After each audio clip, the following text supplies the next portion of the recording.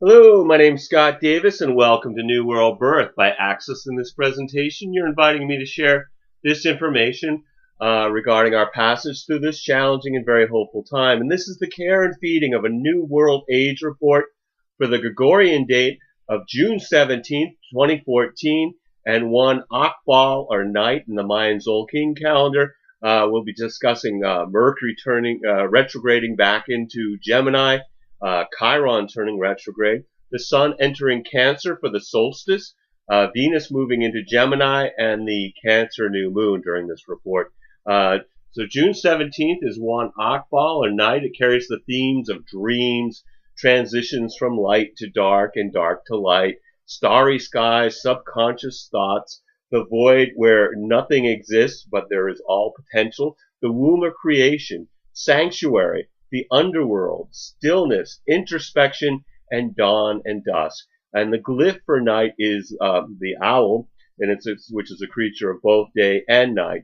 The one Night Tzolkin is a great time to explore the dark parts in our lives and realize that without the darkness, we cannot see the stars. Anyway, before I get into the daily energy for one Akbal or night, on the 17th, all the planets are appearing to be moving forward from our vantage point here on Earth, with the exception of Mercury and Saturn, Neptune, and Pluto, which appear to be moving retrograde or in reverse motion. Mercury turned retrograde on June 7th. It's going to turn direct July 1st. So this Tzolkin is a good time to avoid signing contracts or other legal papers, or making major purchases or decisions, even taking a job. So if you can postpone these types of activities, the terms are going to be much clearer after Mercury is moving direct. Obviously, that doesn't always work that way, but if you can, that's a good way to do it. Mercury retrogrades really force us to slow down and pay attention to our lives by making us focus on details of our daily experience. And then Saturn retrograde, that began on March 2nd, and it turns direct on July 20th. The themes of Saturn in Scorpio are loss, depression, failure, fear, the shadow, betrayal. Saturn retrograde can be a real taskmaster. It demands that we take responsibility to review the scorpionic themes, such as our motives and ethics and intentions. And if you haven't really been clear on these subjects, you're likely to feel that your burden is heavier than the load that maybe you previously had agreed to carry. And then Neptune turned retrograde on June 9th. Neptune is in its own sign of Pisces, so it's seeking transcendence through spiritual experiences. This will be a time to use spiritual practices to keep us grounded as we expand our intuition and consciousness. This is going to be very important energy to nurture, as we're in the middle of 4 years of these challenging Uranus-Pluto squares that have been affecting us as a collective and as individuals. And you know, these squares between Uranus and Pluto, we've talked about them before, they continue to shake our very foundation through the unexpected rebellion of the individual, represented by Uranus and Aries, and that's challenging the decaying power structures represented by Pluto and Capricorn. Obviously, this is a difficult time of upheaval, destruction, death, unexpected change, natural disasters, violence, and war. So finding some peace in our connection with spirit will be an important quality to cultivate now during this tumultuous road ahead. So, you know, that's what Neptune retrograde is good for. Pluto represents death, completion, and in Capricorn it's the breakdown of structures to bring about transformation. Pluto in Capricorn is determined in exposing the darkness, destroying the old order, so that we can rise up like a phoenix from the ashes and soar again. Capricorn is about large structures, so this is the death and rebirth of things like banks and governments, corporations, and religions. This is a time of a cosmic course correction for the entire planet. And we have Chiron turning retrograde during the one Night Tzolkin on the 19th. Chiron retrograde in Pisces is about releasing stuck emotional energy so that we can return to the natural flow of life. Chiron is the wounded healer in Greek mythology. He was a teacher and a healer and an astrologer to the gods. He was abandoned at birth because his mother objected to her son being half horse and half man, which would have been his first wound. And then when he was teaching Hercules to use Hydra's blood as a poison, Hercules mistakenly hit Chiron in the leg with a poisoned arrow. And because Chiron was immortal, he didn't die. He just suffered pain of his wounds every day of his life. Chiron eventually traded his life to have Prometheus released from his imprisonment for stealing fire and giving it to the human race. So anyway, retrograde Chiron has us reviewing our wounds so that they can be released by having the courage to open our hearts to any fear or pain associated with our past. When Chiron is in Pisces, people are willing to sacrifice their individual pain in hopes of finding bliss in universal consciousness. At worst, this can manifest as folks justifying their victimhood as some form of martyrdom.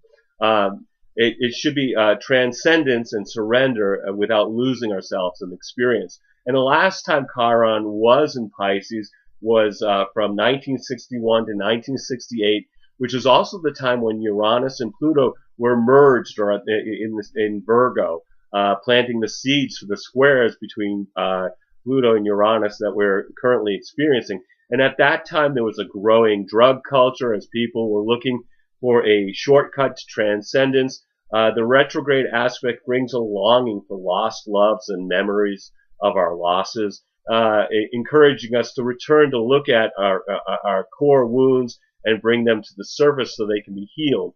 Another trap of Chiron in Pisces is codependent relationships, where we focus on healing others rather than ourselves. Chiron will turn direct in November, so this is time of exploring the depths of our psyches, so that psyche will be with us for several months to come. So this whole process between now and November. So let's look at the daily vibrational energy for this Trisena. On June 17th, 2014 is one Akbal or night. It's unity experience through contemplating the stars, which we have retrograde Mercury returning to Gemini. And I've got this chart set up for the solstice on. So the sun is actually in Gemini at the beginning of this report. So Mercury returning to Gemini, it's beneficial because Mercury rules Gemini, and things are very fast, and that will speed up our communication and interest in a wider variety of topics for the rest of the month and into July when Mercury moves back into Cancer on the 13th. While in Gemini, Mercury brings spontaneity to socialization in life. In the context of the retrograde cycle, I think Mercury is retracing its steps back into Gemini to gather information that will be needed to support the tasks and projects that are aligned with moving forward in forward motion. We have Mars moving direct, so there's energy for that, which will be acting in concert with the peak numerological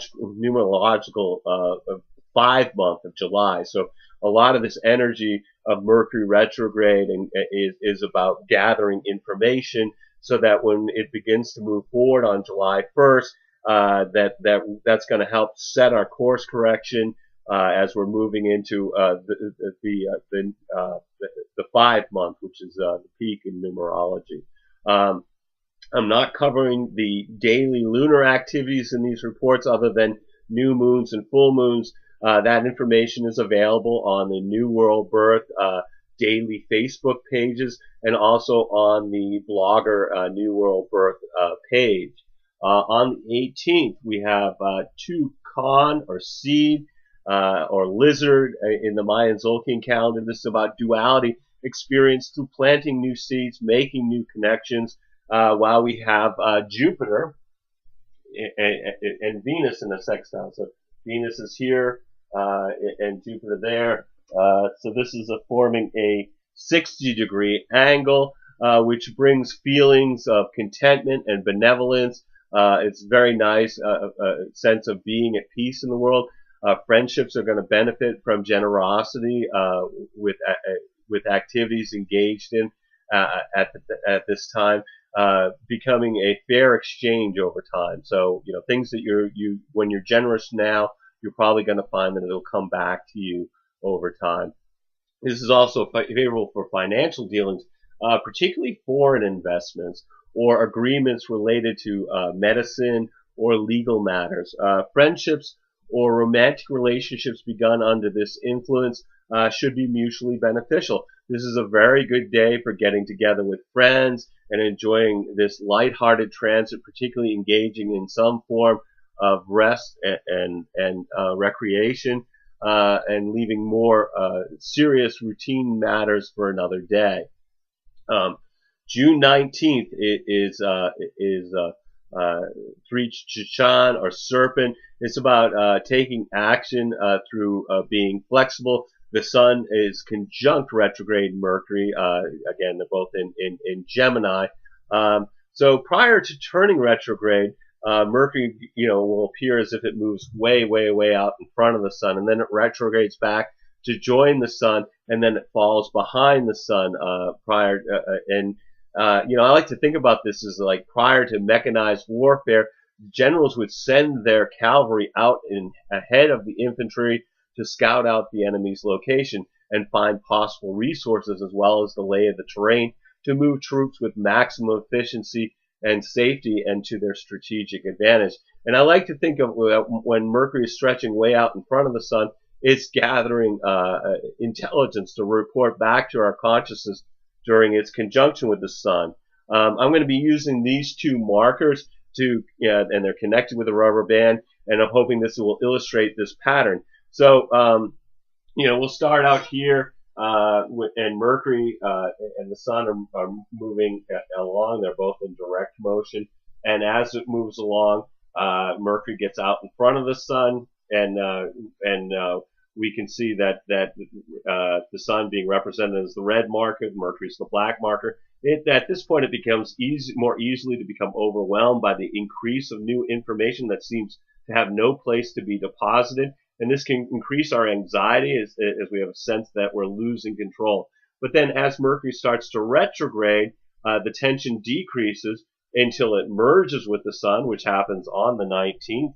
And it's finding a destination for the intelligence that it has gathered. And then once it moves behind the sun, as I'm still moving forward, but from our perspective, it appears to be behind the sun.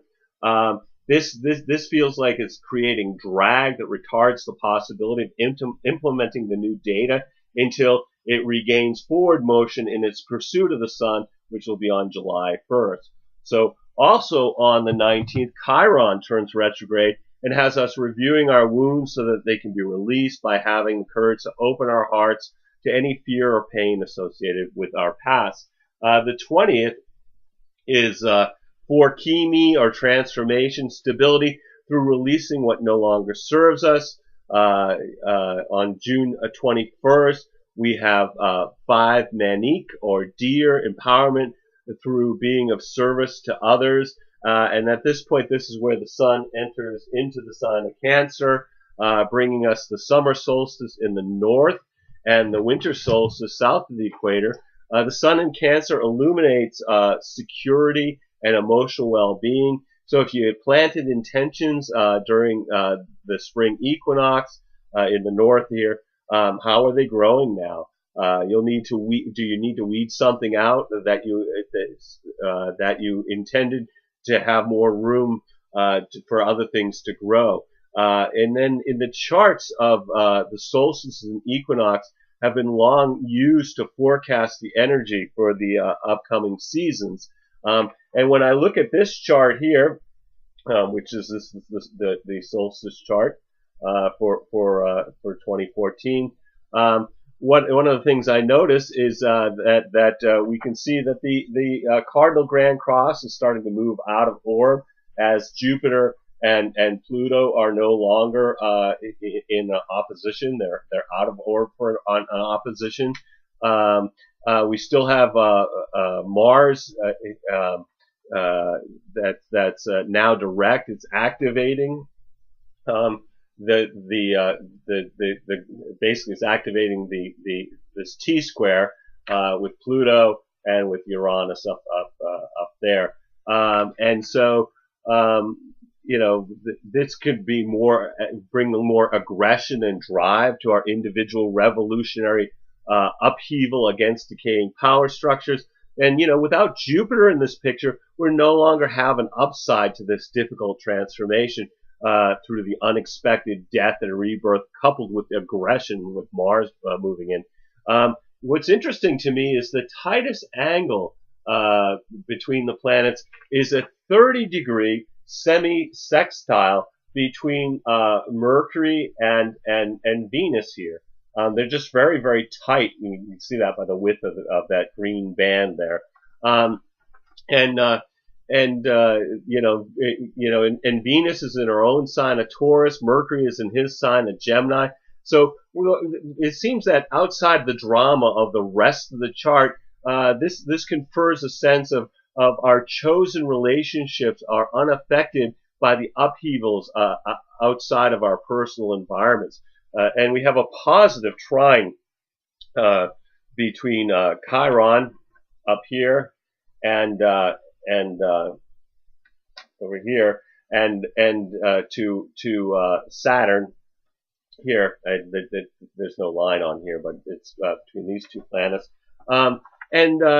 Trine is very favorable. Both those planets are retrograde, so it indicates the next few months are going to be times of reviewing our past limitations and our wounds associated to be released as healing by the fall. But what we see that during the upcoming season is that we're going to experience a polarity between the global and outer world going to hell in a handbasket, while finding solace and support in our local communities and our personal relationships. And then the 22nd is 6 Lamont, or star or rabbit in the Mayan Tzolkin calendar. This is about being in the flow through being grateful for abundant relationships. And then June 23rd is 7 Maluk, or offering, reflection through appreciating creation. And at this point, this is when Venus moves into Gemini, crossing over into which kind of brings some chatty, superficial quality to social interactions. Venus in Gemini can bring a carelessness for spending money for the rest of June and into next month before it moves into Cancer on July 18th. The 24th is 8 awk, or dog, balanced through enjoying families in our families and friends in the Mayan Tzolkin calendar.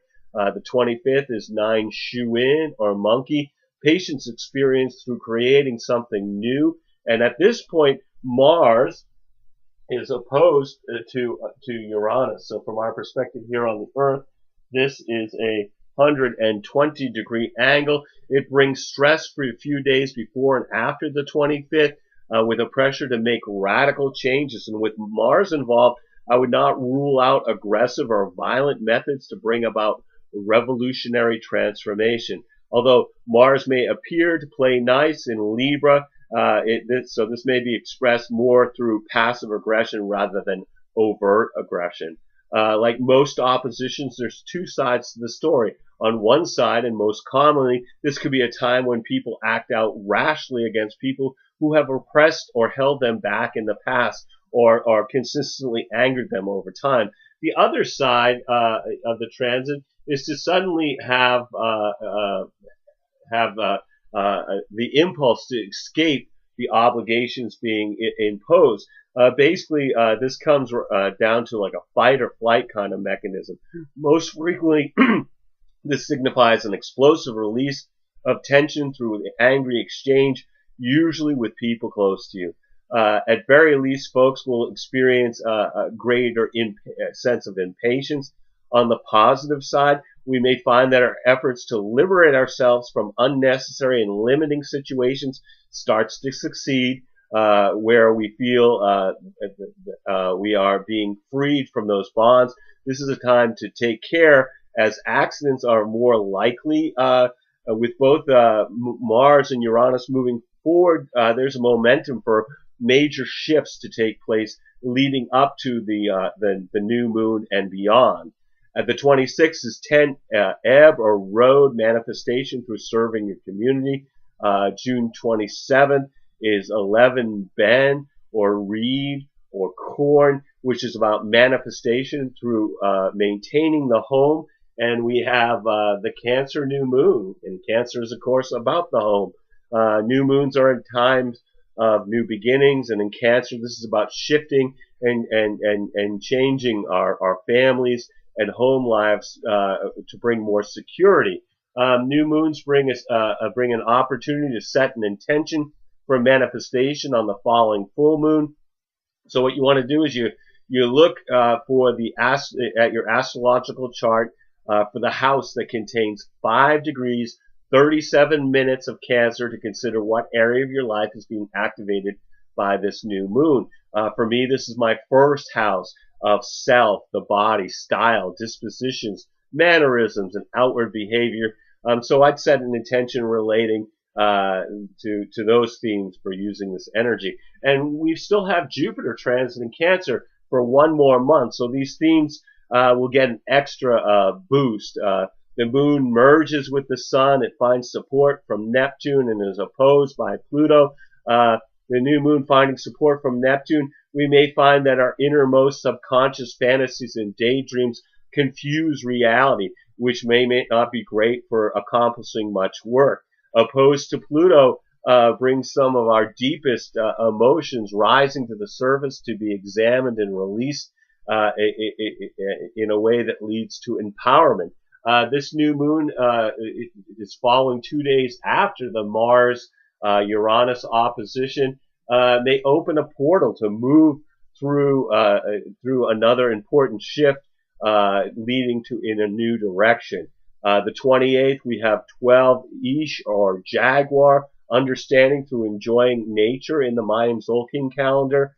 The 29th is 13 Men or Eagle. This is movement to the next stage through seeing in a higher perspective. And at this point, we have the Sun in a trine to Neptune. So from our perspective here on Earth, this is a 120-degree angle, which with Neptune's support of the Sun, we're more idealistic and understanding a more spiritual level of reality. This increases our sensitivity to the more subtle levels of the world around us. It's good for spending time alone to engage in activities like meditation, yoga, working on art, music, or any kind of creative project to explore the more spiritual levels of reality from an emotional and intellectual perspective is also favored. It's great for studying metaphysical or spiritual subjects and looking at your life to consider how you're doing in meeting your needs spiritually and materially. Idealistic romanticism may be a factor in our relationships on the 29th, particularly with this in combination with the Venus square Neptune that I'm going to talk to in a minute. When they're happening at the same time, we need to remain grounded in that our loved ones are ordinary human beings. This transit increases our sensitivity to the subtler aspects of reality, with people experiencing a flash of ESP or other types of mystical experiences. And like I said, we also have on the 29th, we have Venus in a square to Neptune. So from our perspective here on the Earth, this is a 90-degree angle. It brings the interaction between a planet and its higher octave planet. Venus is personal love. Neptune is unconditional universal love. This alignment stimulates our romantic imaginations, which can be somewhat unrealistic about love and social interactions. Daydreaming is common under this influence and could lead to artistic expression. The caution here is about expecting loved ones to live up to some impossible romantic ideal and discovering that you're partnered with a mere mortal. Enjoy the fantasy, but recognize this is a passing phase and not really, and not a reality to build a foundation on. Relationships that are begun under this influence may be based on fantasies and could lead to problems down the road. So experiencing a love connection made during this transit, you want to experience it over a long period of time before making any real commitments. This can also damage existing relationships if there are strong egos involved. Although mostly relationships that break down under this influence are not really based in reality to begin with. So no matter what these energies that are affecting you during the one night trecenta, take some time out to be in the flow of the planet by being in nature, watching a sunrise or a sunset, communing with the stars, being conscious of the moment through introspection, meditation, or just being very conscious in the presence of somebody you love.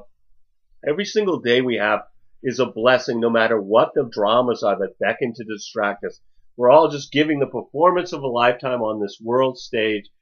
Just take some time out to observe the play as well as act your part by remembering you're a spiritual being that's having a human experience. Anyway, I want to thank you for checking out New World Birth. The next segment of Care and Feeding of a New World Age will be on June 30th, 2014 for one key or wisdom with Mercury turning direct in Gemini and the Capricorn full moon. You can check us out on Facebook or YouTube or the Mayan Magics website. And I encourage you to share this information as videos or text as widely as you choose. I'm going to be discussing the metaphysics of July 2014 and providing some short human design readings to the participants of the Earth Needs Rebel show on Truth Frequency Radio on Tuesday, July 1st. The show starts at 1 o'clock and goes to 3. I come in about 1:30 p.m. Eastern Daylight Time. And it's a great deal. If you want to get a reading, you can just contact Katie in the chat room at the Truth Frequency Radio Earth Needs Rebels chat space, or you can back message her, personal message her with your phone number, and they'll call you for free anywhere on the planet if you want to be part of the actual audio of the show. As always, I invite you to contact me at newworldbirth@yahoo.com if you have any questions or wish to schedule a reading. I am providing readings and wish to make this service available to the greatest amount of folks. And these are epic readings. They go on for at least 2 hours. They're very in-depth. They're full of detail. And they're all about you. So at the basic level, I look at your human design chart with you to help you understand how to use your individual strategy and authority in making decisions that are correct for you as an individual based on your unique design. I include 3 months of astrological transits as they relate to your natal and progressed astrology chart, along with the human design reading at the middle level, so you kind of get 2 readings in one. And then at the top level, the human design reading and the astrology transit reading will be recorded and sent to you as an MP3 that you can download to your computer and review over and over with the charts to make sure that you get all the information that's being offered. So if you've been thinking about getting a reading, please contact me. I would love to provide you a reading during these uncertain times. You'll need to either be able to call me in Maine in the USA or connect with Skype to receive your reading. We're also accepting donations to keep these reports freely available. Best way to make a donation, get a reading. Then you got something, but if you just want to donate, please do that as well. We really would be greatly helped, because this is a lot of work we do to keep this stuff going. Anyway, as always, I'm blessed that you've taken the time out to connect with my passion for all these ancient mysteries and their application to our journey during this incarnation. The light in me honors the light in you. Namaste, in Lakesh, and thanks a lot for being part of this. And I look forward to connecting with you on the radio show or in a reading or through a video. But just know that I'm very, very grateful for this experience together. Peace, everybody.